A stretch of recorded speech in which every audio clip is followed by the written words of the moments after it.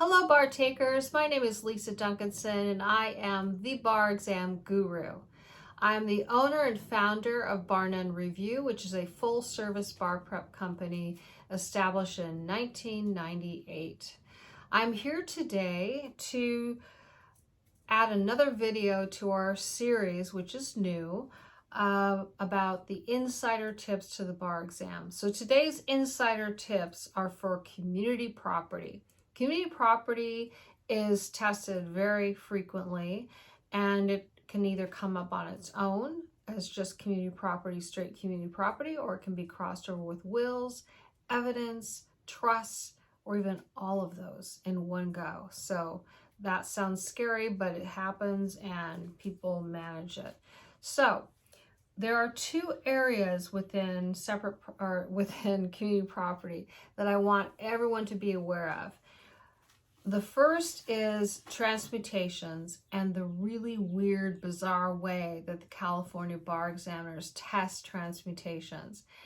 Everybody misses it, and you don't want to, you don't need to. You're here watching this video, so I'm going to tell you how they test transmutations. We're going to get to that. The next area is a separate property owned business. So one spouse owns a business, and they either owned it before the marriage or started it with an inheritance. Something makes it separate property. But as the marriage continues and the business continues, the non-owner spouse may have some interest in that business. So there are two tests for that, and I'm not going to go over these. That's your job, and this isn't the full course. This is just insider tips. So there are two tests for that when you have an enhanced value to that business. So these are called accounting methods. You can say that or not, but the two methods are Van Camp and Pereira. Van Camp and Pereira. So the mistake that many people make is they struggle with which one should I apply? Shoot, Pereira, Pereira, the wife, the non-owner spouse is going to get more. Under Van Camp, the owner spouse is going to get more. What do I do? Which one is the right one? Do I do the 10%, valuation? What do I do? It's not a math problem. It's not well, it could be, but it's not your job to decide which test is applied. You should address both Van Camp and Pereira, two separate headings, a paragraph under one and a paragraph under two. At a glance, the bar examiners will see, who gets the business, or what portion of the business does the non-owner spouse get. And they will see that you are addressing both Van Camp and Pereira. If you feel like one is more applicable for whatever reason, that's fine. Say so, but make sure that you do not make the mistake that will result in failing. You do not want to make the mistake of only addressing one of the enhanced value accounting methods. So address both Van Camp and Pereira. The next area, and this is just a short video, I just want to clear up a few things that people really don't know how to do. And this one is interesting, to say the least. There's a really bizarre, weird way that transmutations are tested by the California bar examiners. And I don't mean one time they test it this way. I mean every time they test it this way. They almost never have a valid transmutation, and they almost never make it clear that you're supposed to address and identify an issue with respect to transmutation because one didn't occur on the fact pattern. So what do you do? Okay, here's how they test it. I'm going to give you one of the past bar exam essay hypotheticals, but this has been done a multitude of times prior to this essay and so many times since. It's not going away. And you could be tested on this in July or February or whenever you're taking and sitting for the bar, and you'll be one of the only people that knows that you're supposed to do this. So let's go over that hypothetical. Husband and wife are married. And during the course of the marriage, the wife inherits a Ming vase from the Ming dynasty. It's worth a fortune. And so she inherits that from her great-grandfather. So if you go through sorts action, and presumption, the source is inheritance.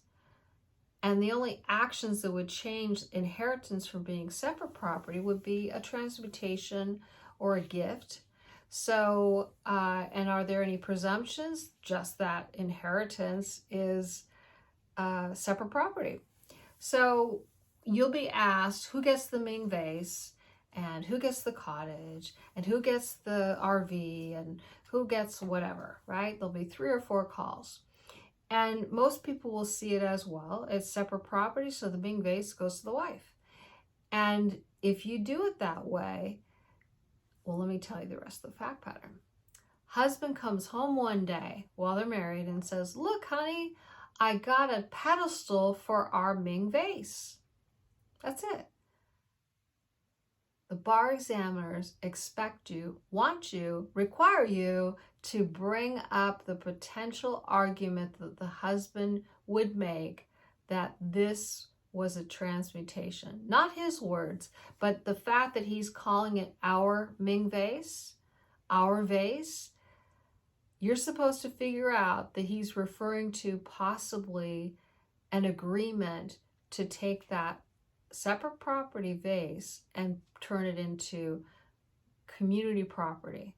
But of course, it has to be in writing and signed by the party to give up the interest. So if wife didn't sign a document, because as we all know, from 1985 forward, you have to have a transmutation in writing. But it doesn't matter. It can be 2003 that they divorced, 2010, 2022 on the fact pattern. What they want to see from that stupid little hypothetical, I mean, sorry, but is they want to see transmutation. So I want you from this day forward, every time you see a community property essay, think about how could I make a transmutation argument about one item of property. Some way you got to do it. Now, there are essays that don't test it, but if you're going in there with this hyper level of intention and looking for it, you won't miss it. And you will get points that other people don't get. It's like a sign, a signpost. So you'll have transmutation. And if you, I don't mean transportation, transmutation, have a question mark, transmutation. Here, the only argument husband can make is that there was some type of transmutation. However, there's no evidence on, provided that there was a written document since 1985. Any transmutation change in the character of the property from separate property to community property would have to be in writing, signed by the party that's giving up their interest in that property. So that's what they want to see. Okay, that's it.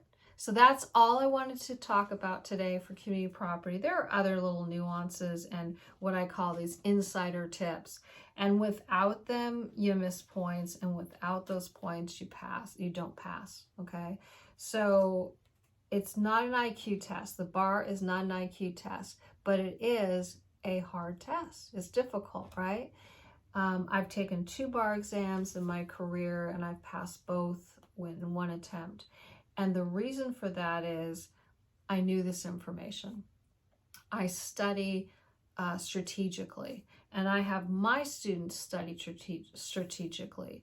It is less important to know every single rule than it is to know how that bar exam is being tested by that state. And in California, we are different, okay? Arizona is different. The UBE is different. New York is different. Florida is different. So if you're going to take any state exam, you can't just go in there with the national outlines and expect to do well. Some people do, but in California, the pass rates bear out that there's more to know and more information. Really, we're talking about shrinking down what you need to review in order to really do well on the California bar exam essay.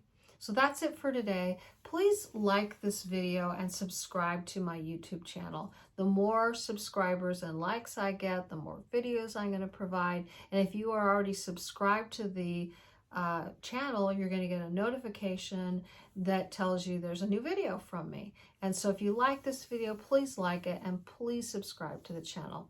Thank you for watching, and I hope to see you soon on YouTube.